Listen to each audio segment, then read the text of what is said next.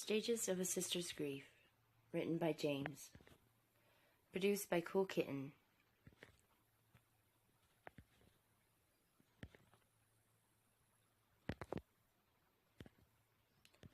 Chapter 4. The Visitor. Part 1. Take Me On. And coming up, the song Take On Me by a-ha.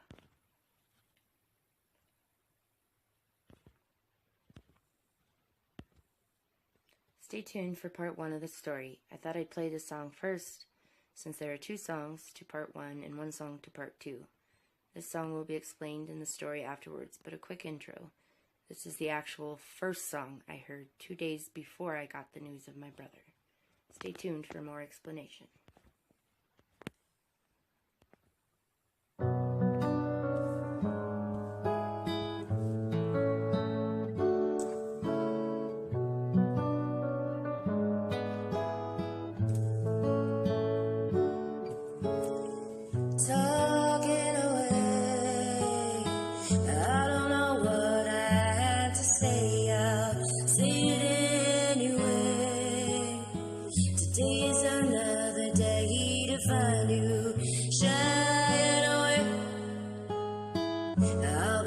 For your love, okay, take on me, take me on, and I'll be gone in a day or two.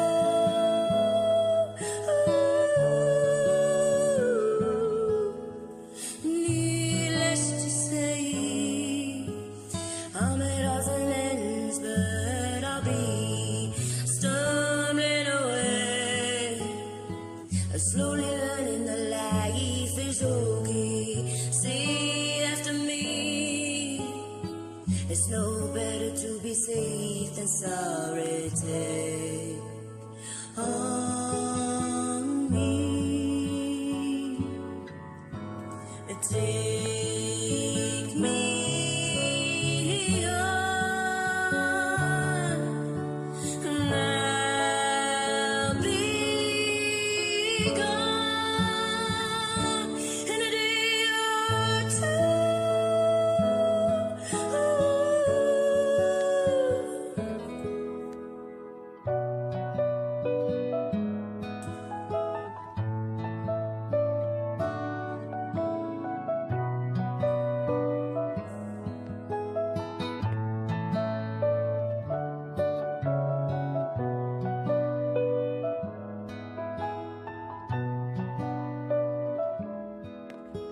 The things that you say, is it life or just to play my worries away?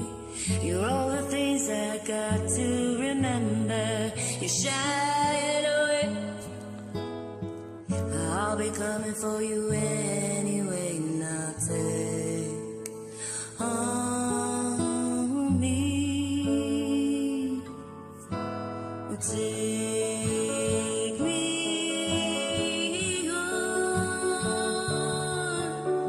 and I'll be gone in a day or two.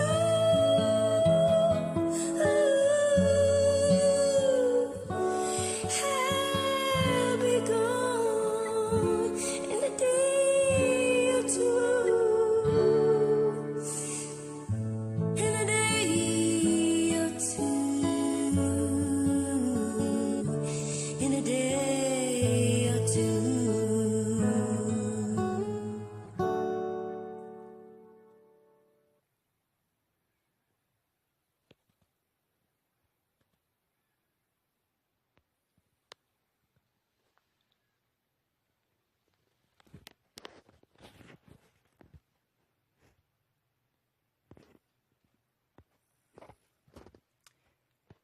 Funerals are for the living, my mother says over the phone. Here I am with Stretch, sitting in the funeral home conference room. My mother was on the phone via Facebook Messenger. Although I was in charge, I wasn't really in charge. That became apparent once I started picking out things Brian would like. I knew that Brian wouldn't want crosses all over the place, but my mother reminded me that funerals are for those still alive, and it is for us to grieve. I didn't get anything I wanted that day except the choice of guest book and a wreath centerpiece thing. I didn't choose to have those flowers. I just chose one of the wreaths because my mom wanted one. Same with the heart of flowers. I would have chose 2 long black vases with red, dark purple, and white wildflowers, or maybe irises. I would have gotten cheap mums from the garden store and lined the aisles, giving them to his friends as they left. Something to plant in his honor. Ah, this guest book. I never saw this guest book during the funeral and haven't gotten the chance to see it to this day. I wanted to keep it for my kids, but I also understand that my mother obviously needed it more. This brings me to a very touchy subject for my parents, and they may not like this story, but this is part of my grief. If I don't get the real story out, then how can I possibly get through this? So I will start with the real song I first heard. It was right around the actual time of death. The time of death was given based on the day he was found, but I believe the correct time of death to be Monday early morning around 2:11 a.m. Why, you ask? Because that is when I heard the actual first song. I was at an after party after a night of karaoke. Not sure why, but I kept wanting to look at our security camera in the walk-in closet. I thought I saw the shirts move and called to Stretch to come and look. That's when I heard it. The song was Take On Me by a-ha. It wasn't the normal song. It was a slow version I hadn't heard before. Now remember, I'm at a party and trying not to freak out. I had no idea why I was hearing this music. I had no idea that my brother had passed away. I wouldn't find that out for another 2 days. I had recorded a ukulele version of the song a while back, but had never heard this version. I finally found it a week ago. I performed it live without a tear. I still haven't cried when I hear it or sing it. I wish I would. I wish I could just have a moment of tears and yelling, but I cannot. Yelling, yes, but always at the wrong people, but no tears. Only time I really cried was when my parents said I couldn't sing at my brother's funeral. My mother told me I couldn't, so I asked my dad. He got her to say yes, but they wanted me to record 3 songs and let them choose. I never got the inspiration to sing 3 songs, so 2 days before I decided to record the song I heard in my dream. It was Waiting for the Night by Depeche Mode. I sent it to them with a long letter explaining this was the song in my dream, and I thought he wanted me to sing that song. I never realized that song was dark and cold and very, very sad. I waited for 2 days, and the morning of the funeral, I finally heard from them. They said no. I cried that morning more than I ever have for Brian. I got into a fight with my mother, which to this day I feel horrible for.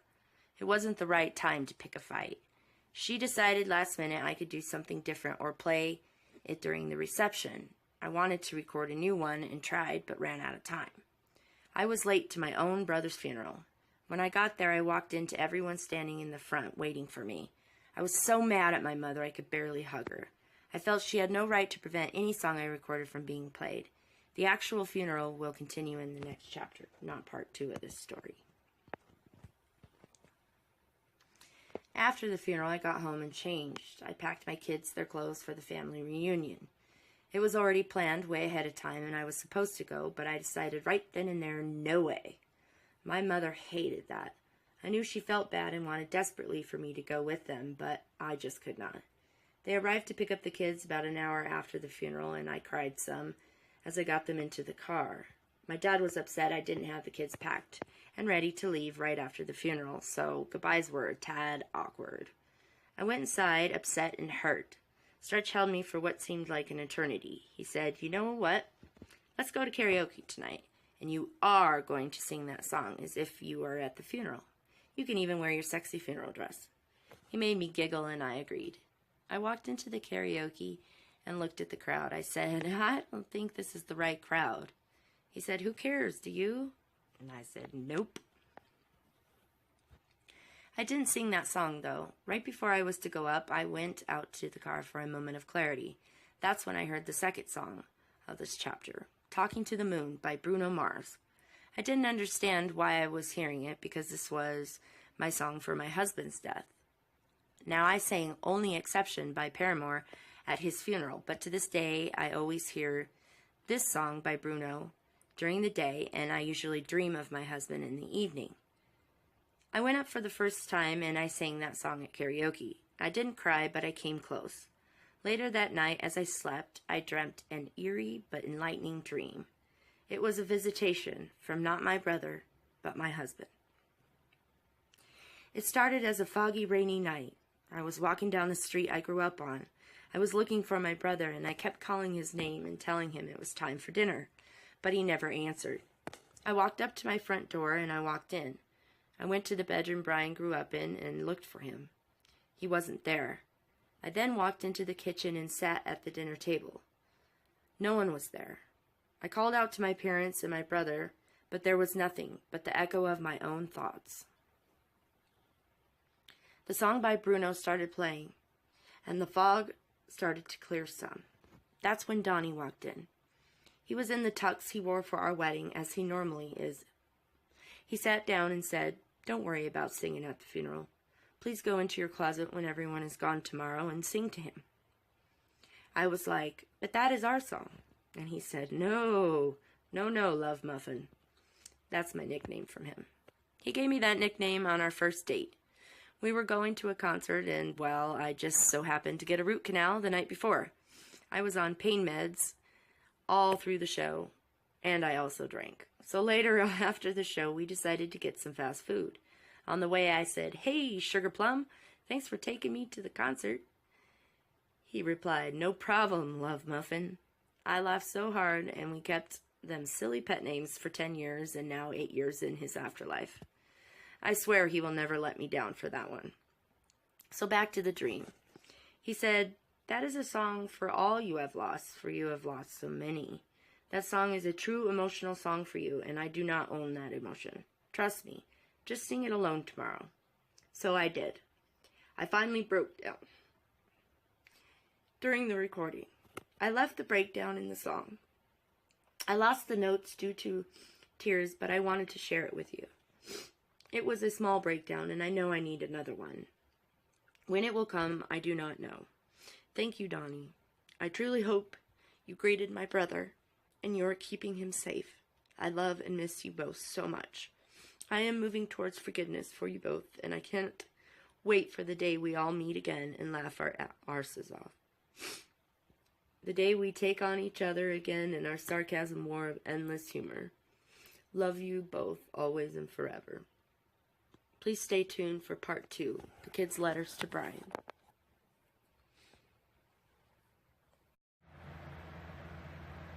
Talking to the Moon is up next. Please visit my brother's page. All donations and purchases go towards the Boys College Fund. losingtoday.smugmug.com. Thank you.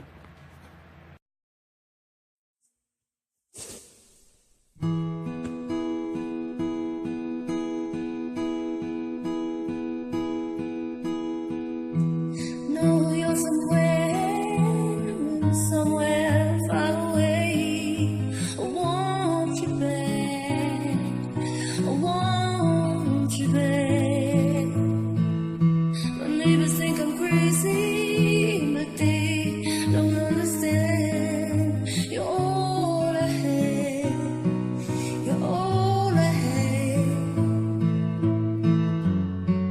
And night when the stars light up my room, I sit by myself, talking to the moon, trying to get to you.